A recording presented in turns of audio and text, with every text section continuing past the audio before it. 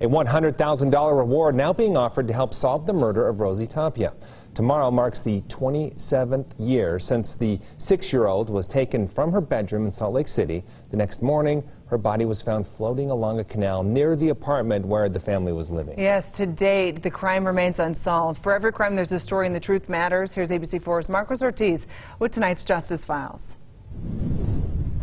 This is where Rosie Tapia's body was found. It was floating on a Sunday morning in 1995.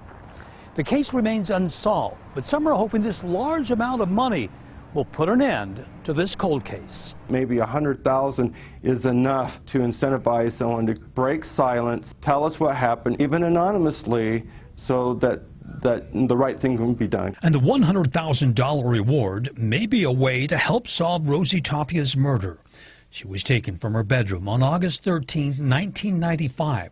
Her body was recovered the next day by a man walking his dog. I noticed there was something floating in there.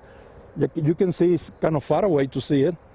And I thought it was a doll, a larger doll with a dark hair. Her murder is one of the longest running unsolved crimes in Utah. It gets harder every year because I've been seeing a lot of these cold cases that are getting solved, and they're a lot more years than Rosie's. Saturday marks 27 years since her murder, and previous attempts to solve the crime have failed to produce a suspect. Composites of suspects have been released to the public with no results.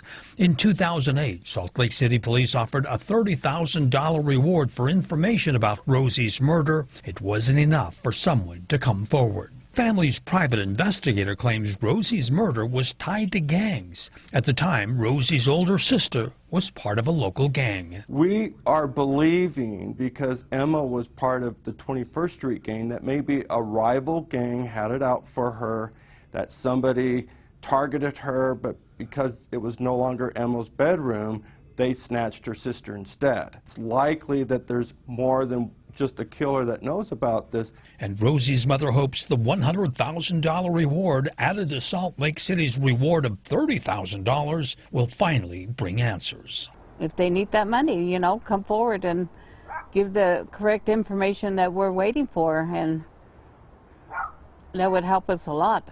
Rosie's mother and others will be right here marking the 27th anniversary. For more information on the rewards, visit our website, abc4.com. Click on this story and follow the links. For the Justice Files, Marcos Ortiz, ABC4 News.